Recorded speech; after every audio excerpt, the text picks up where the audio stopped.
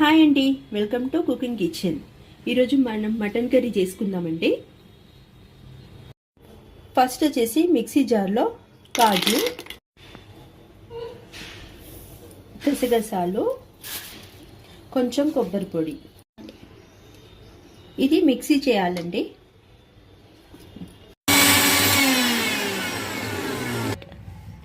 ఇందులోనే టమాటా కూడా వేసుకోవాలండి. ఇలా ఫైన్ పేస్ట్లా చేసుకోవాలండి. ఇప్పుడు ఒక బౌల్లో ఆయిల్ వేసుకోవాలండి.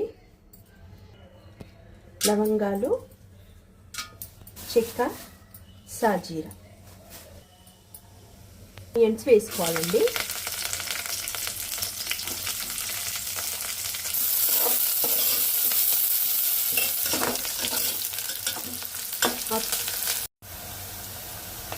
ఇందులో అల్లం వెల్లుల్లి వేయాలండి, కొంచెం పసుపు, ఆ తర్వాత మటన్ వేసుకోవాలి.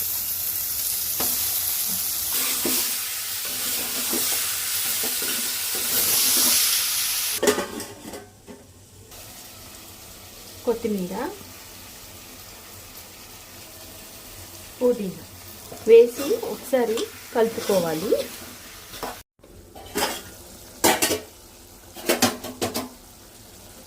ఇలా కాస్త మగ్గాక కాస్త కారం, టేస్ట్కి తగ్గ ఉప్పు, ధనియాల పొడి వేసి కలుపుకోవాలండి. ఇలా కలుపుకున్నాక మూత పెట్టి కాసేపు మగ్గనివ్వాలి. ఇప్పుడు కాసేపు మగ్గినాక ముందు చేసుకున్న పేస్ట్ వేసుకోవాలండి. ఇలా కలుపుకోవాలి. 2 నిమిషాలు ఉడకనిచ్చి ఇప్పుడు వాటర్ పోసుకోవాలండి.